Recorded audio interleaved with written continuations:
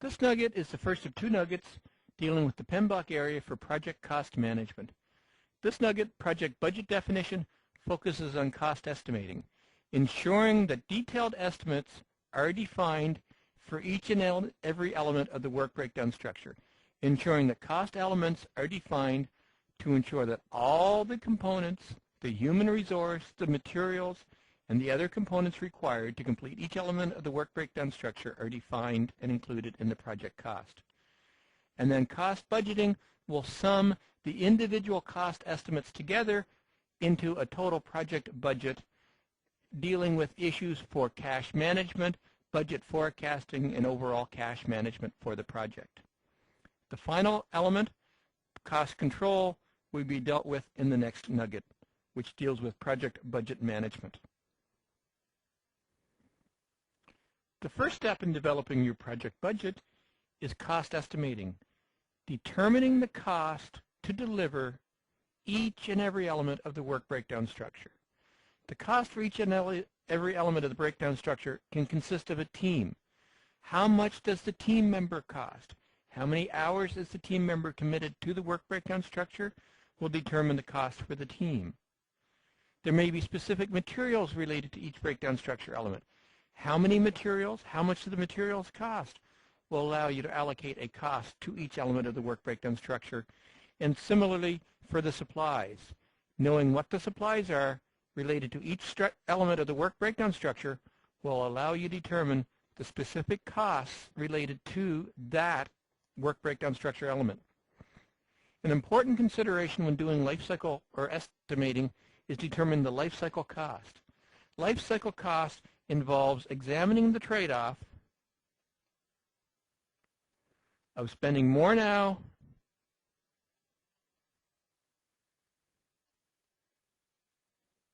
to spend less later.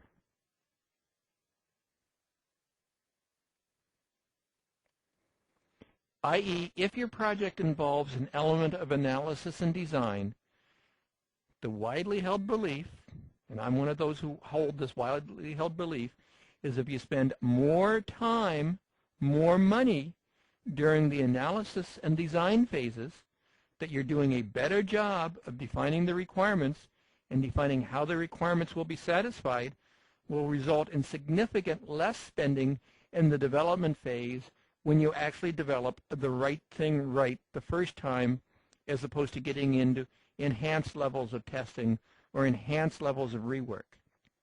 So as part of developing the overall cost estimate, you need to understand the cost for the team, for the human aspect, for the materials and the supplies required to allow you to complete each and every element of the work breakdown structure, but you also need to get into the trade-off analysis and determine, does it make more sense to increase the spending in analysis and design to have a more complete, more robust analysis and design document so that the development will require less testing and less rework and less refitting to ensure that we finally meet the overall project requirements. As you're developing your detailed cost estimates for each component of the work breakdown structure, you need to be aware of what cost elements exist. You need to be aware of direct costs versus indirect costs and which costs are appropriate for your project. Direct costs, when dealing with a project team member, would be the direct salary cost for the team member. For every hour, every day the team member works on the project, your company is paying them so much in direct salary. But team members will also have indirect costs. It may be the fringe benefits. It may be their insurance premiums. It may be the space allocated for their desk. It may be the charges from the telephone company for their phone. It may be other costs directly related to the employee, but not considered to be direct costs.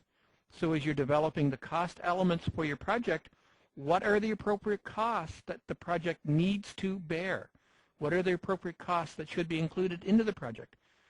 Do you only care about direct costs for your team, salary costs, or you should be factoring in other indirect costs, such as fringe benefits, telephone, desk, computer network access, and so on? The same considerations apply for non-team member costs as well. If you need to buy materials, if you need to buy a specific piece of material for your project, the direct cost would be the cost paid to your supplier for the material. But what about the indirect costs? What about the time for the purchasing agent to go out and negotiate a deal? What about the transportation costs to receive the material? What about the storage costs and the receiving costs to receive the material into your organization and potentially store it for a period of time until it's used by your project? So again, you need to consider what costs should be incurred, should be borne, should be addressed by your project.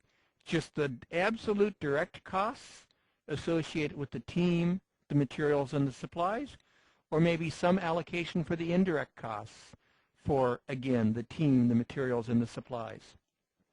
Another consideration when you're working on cost elements are fixed costs versus variable cost. A fixed cost is going to cost you a unit to have a certain X. That may be a resource, that may be a material, that may be equipment available to your project. So if you need to buy a computer server, if you need to buy a piece of equipment to allow your project to continue, that's a fixed cost. It doesn't matter whether your project uses it once, uses it 100 times, uses it every day for the project.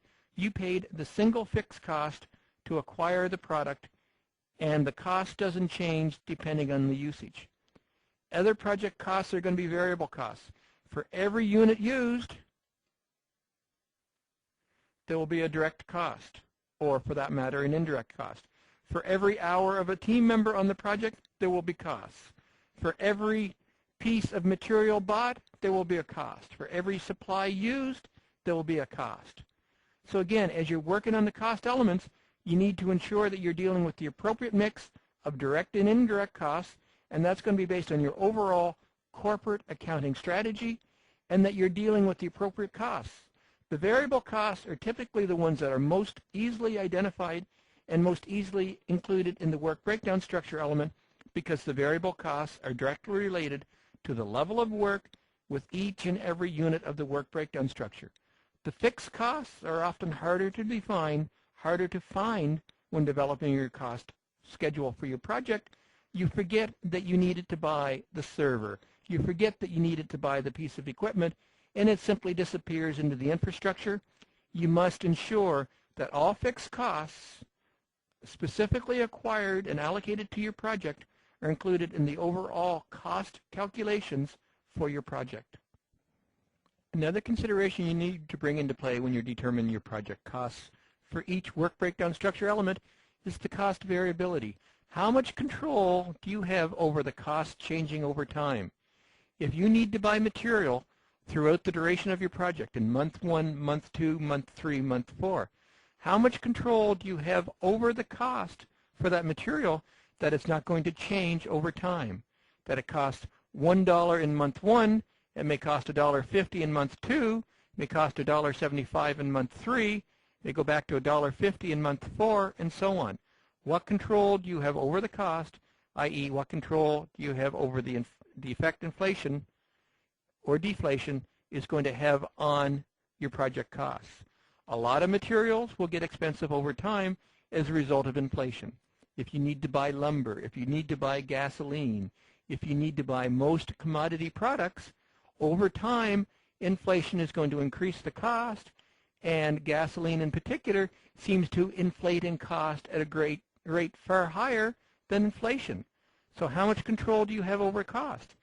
Other components often will deflate in costs over time, and technology being a prime example of that. If you need to buy technology, if your project is going to involve buying computers over the life cycle of your project, with the cost curve for computing power, chances are buying computers later in the project life cycle will cost less than buying computers early in the life cycle, simply because the cost curve for computing technology is continually going down, is continually favoring the buyer as opposed to the seller. What control do you have over volume? Do you have a contract in place with your suppliers that if you buy between 0 and 100, it's going to cost $1? If you buy from 100 to 500, it's going to cost 75 cents. and if you buy over 500, it's going to cost 60 cents, for example. What control do you have over the cost variability? And more importantly, how do you factor cost variability into the specific costs that you're allocating to the specific elements in your work breakdown structure? Specific estimating techniques you may need to bring into play as you're developing your cost estimates for each work breakdown structure element. You may need to apply an analogous approach, i.e. the same as. The last time we did a task, the last time we completed a project element that was like this, it took us a certain dollar or certain time effort. You may be able to develop your estimates based on a unit cost based on effort, i.e. you have already gone through your detailed time analysis. You've already allocated specific work estimates to each and every unit of the work breakdown structure. Maybe your cost estimation is as simple as determining the unit cost, remember the direct cost and the appropriate indirect cost allocation for each and every team assignment, times the effort assigned in the work breakdown structure to come up with the cost for the task. Maybe you have some kind of parametric approach. For every unit, there's a dollar, and you measure the number of units, and you get a value. You know how much it costs to produce a line of code. You know how much it costs to produce a square foot of retail space. You know how much it costs to produce a unit of X. To complete your work breakdown structure, you believe you need to produce 300 lines of code. You multiply that by your parametric value. You know you need to develop 200 square feet of retail space. You multiply that by your parametric value, and you come up with the cost for that specific work breakdown structure element. Or you may go out and actually solicit vendor bids, say, I am going to contract out this element of my work breakdown structure. I'm going to expect my vendor to give me a fixed price bid of how much they're going to charge me to complete this element of my work breakdown structure. There is no one right strategy for developing the estimate, the cost estimate, for each element of your work breakdown structure. The analogous may work well for some of your work breakdown structure elements. Others that are pure team member based, unit of effort by team member times cost, direct and indirect cost for the team member, will develop the cost for some components. Parametric will be appropriate in other instances, and vendor bids and fixed price quotations will be appropriate for other components of your work breakdown structure. So you may apply one, several of all of these estimating techniques to come up with the cost estimates for each WBS element. And that's what this component is dealing with, developing the cost estimate for each component of our WBS. The final step in project budget definition is to develop your actual project budget, or as the PMBOK defines, cost budgeting. The first and most obvious step is to aggregate the costs. Sum all of the costs for each of the elements of the work breakdown structure that you developed during the previous step will result in your project budget. When you're aggregating your costs, ensure you're including all costs. The easy and obvious ones to identify are the direct costs directly associated with the work breakdown structure, the direct variable costs. But ensure you're including all costs, the direct and the indirect. The fixed and the variable costs all must be included into the aggregation of the costs for the project. Once you have developed the aggregate costs for your project, you then need to develop a cash flow for the project. Larger projects, expensive projects, will require a very comprehensive cash flow statement for the project. Organizations don't want to have surprises. Cash flow management in organizations don't want to have surprises that all of a sudden there's a bill for X thousands of dollars or X hundreds of thousands of dollars in a month directly related to project costs. You simply can't say as a project manager that says, well, you knew my project was going to cost $1.25 million, or whatever the case is going to be. You should have been prepared for this cash flow. You need to provide a month-for-month cash flow, that in this month my project will require 5. In the next month my project will require 10. In month 3 my project will require 6. But in month 4 my project will require 25, or whatever the case is going to be. That allows the financial analyst, that allows the cash management people in your organization to have the appropriate reserves on hand so that when the bills start to flow in, when your project makes that large purchase, there are no surprises. The cash flow is available and the organization is properly prepared to deal with the cash flow requirements for your project. It's not enough to simply say, oh, you knew this was an expensive project. You need to have detailed cash flow on a month-by-month basis to ensure cash management is properly controlled within your organization. Once you have the full cost budget in place, you need to develop a cost baseline. Here is the baseline against which all future measurement for my project will be done. When the project is approved and signed off, the cost baseline is $75,000, or whatever the case is going to be. That is the baseline, that is the measurement, that is the expectation that senior management and the business have for your project. Your project will be considered on budget if your project delivers at $75,000. Not at 78, not at 82, but at $75,000. The baseline is a fixed number. The baseline is the number against which you are going to be measured. The only way your cost baseline can change is with approved changes.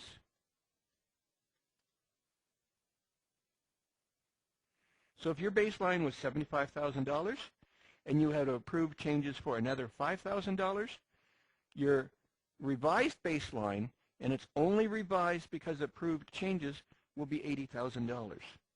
That is the measurement, that's the yardstick that's going to be used to overall measure, determine your project's health in terms of cash management.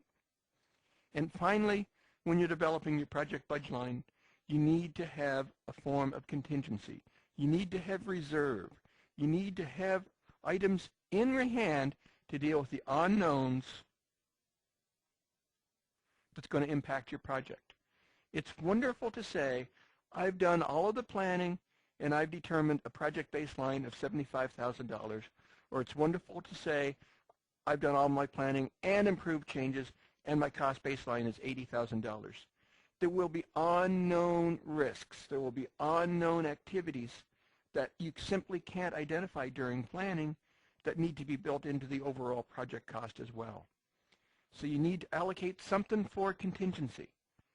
If the project's expectation is $75,000, you need to have a reserve. You need to have contingency. How big that reserve is going to be, how large that contingency needs to be, will be covered in a future nugget called risk management, but you need to be aware that you need to have some incremental value on that contingency to address the unknowns.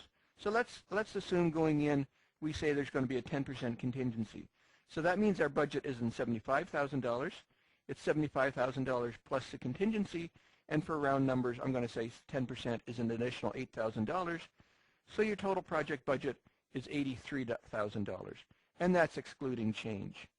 Change would increment that ongoing as the project is delivering. So although your cost baseline, the item your project is going to be measured against, should be the detailed project plan of $83,000, the project with contingency will actually be $83,000 to ensure you have some room to deal with the unknown, some room to deal with the risks, but the contingency needs to be managed separately from the cost baseline. It's not simply mad money that you can use randomly throughout your project. It's there to cover specific project risks. And finally, in terms of cost budgeting, you need to be aware of your level of precision. You'll notice when I've been quoting numbers, I've been quoting numbers rounded to the even $1,000. Although during your detailed cost estimating, your estimates are probably developed down to the dollar or even possibly down to the cent level, when you're preparing a cost budget, you need to round the numbers to the appropriate level.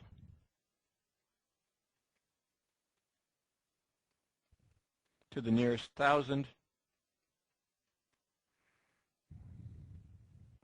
or possibly for very large projects, it's to nearest 10,000 or so on. If you develop a cost budget that says, my total project budget is $75,000, $321.19, no one is even going to look at the lower level numbers, and it actually gives a false degree of impression that instead of being measured that your project delivers in the range of $75,000 or more appropriately in the range of $83,000, they're going to expect your project to deliver down to the dollars and cents. So you need to round your budget appropriately. You need to present the information at a level that management is going to expect to see it, and that's certainly rounded at the thousands, tens thousands, or maybe even $100,000 level, depending on the size and magnitude of the project. A second related level, or item, is the degree of precision. Or another stated is your degree of confidence.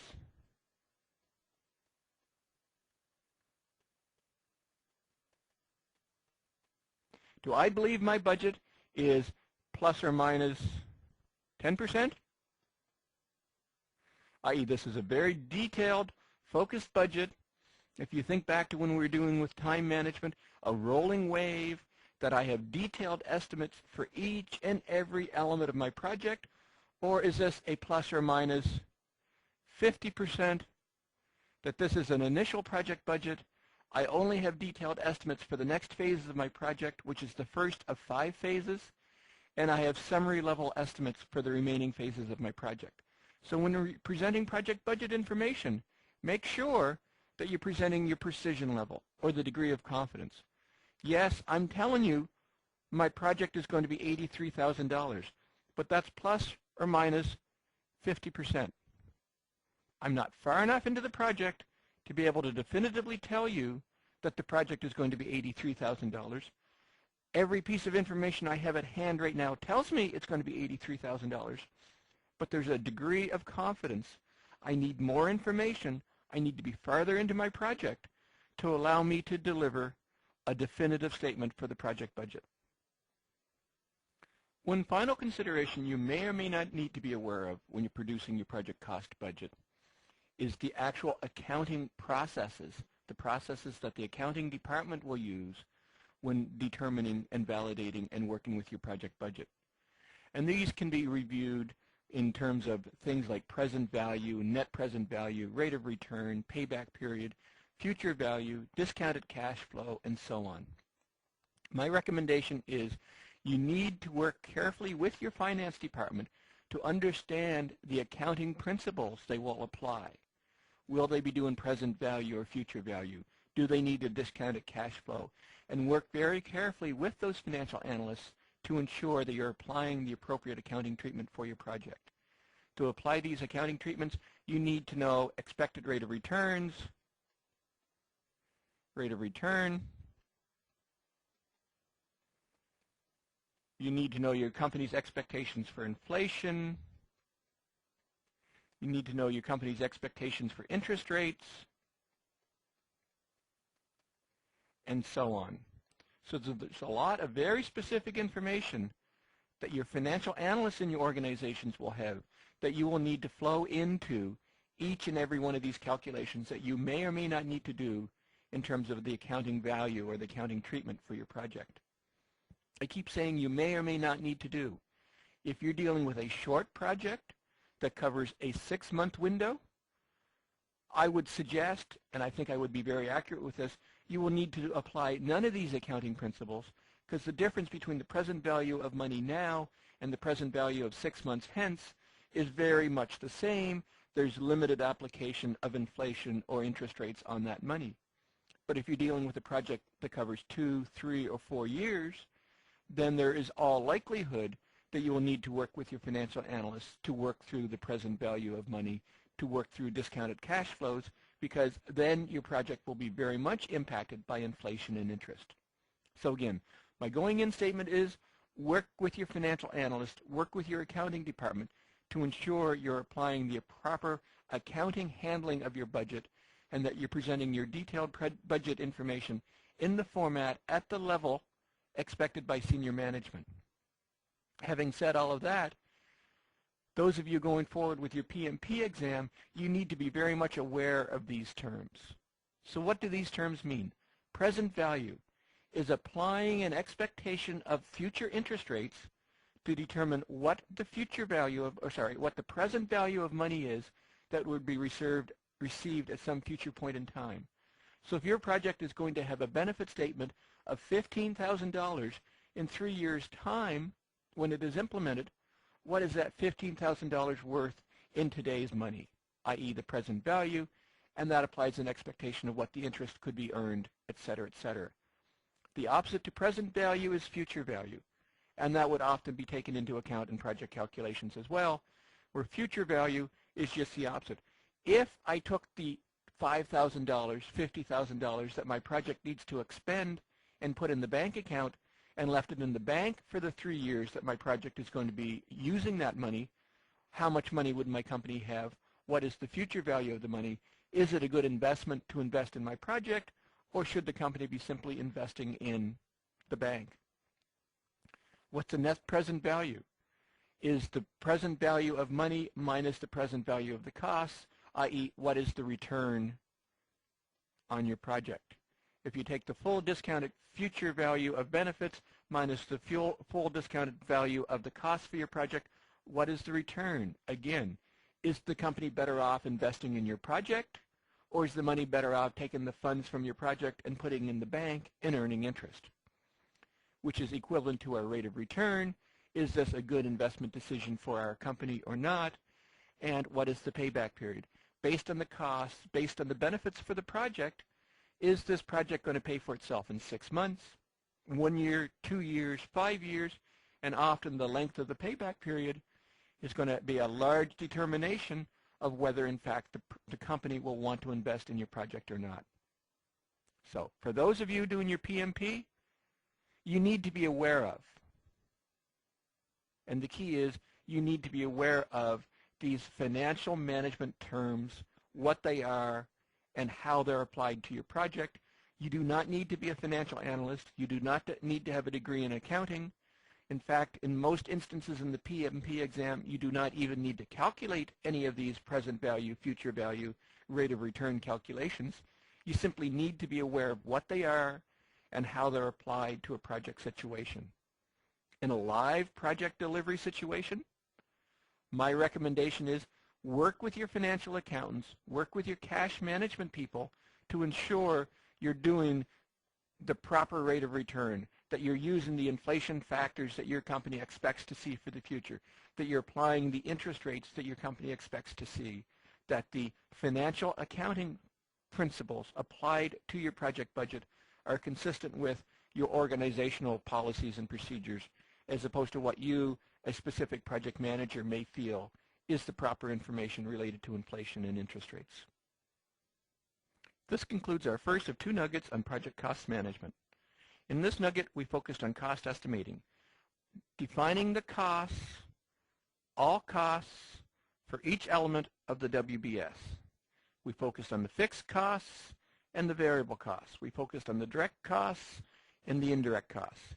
Through cost estimating, we're able to identify and define all costs for each element of the WBS. Then in cost budgeting, we aggregated the costs into an overall project budget. Once we had the project budget in place, we applied the financial management principles to ensure we have a budget that's acceptable within the confines of cash budgeting, cash flow management within the organization. Once the budget was in place and fully defined, we developed a cash baseline. The baseline is the factor against which our project is going to be measured. And then we applied the appropriate contingency to ensure that we have capacity to deal with the risks, the unknowns, to allow us to successfully deliver our project and meet our project delivery expectations. This concludes our nugget on project budget definition. I hope this video has been informative for you, and thank you very much for viewing.